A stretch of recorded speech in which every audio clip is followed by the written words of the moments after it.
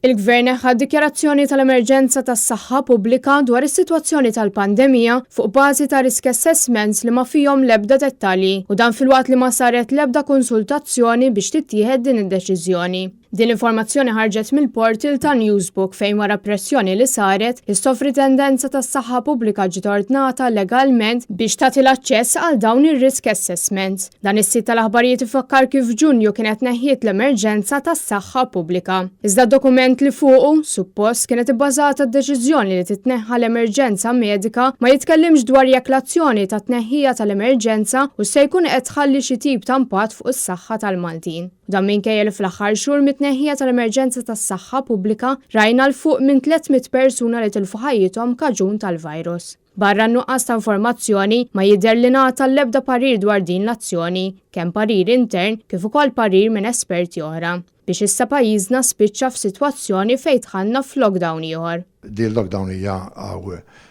simili ta' Marzu ta' meta bdejna s-sena l-oħra, aħna bħala Kamra tan-Negozji żgħar u medji dejjem nobdu il-Ministeru tas-Saħħa. Kważi nistgħu ngħidu li din hija total lockdown għax apparti mill-ftit takeaway li jistgħu jagħmlu r-ristoranti u ftit nies li jkollhom il-lukandi m'hemm xejn business għaddej. Ġabna biex issa illum għandna partial lockdown li stajna vitajnieh jew għamilnieh fi żmien li ma kienx ikollu impatt ekonomiku dak kemm għandu llum. Il-Gvern issa qed jikklassifika fis-sitt post fid-dinja bl-ogħla każi pożittivi tal-COVID-19.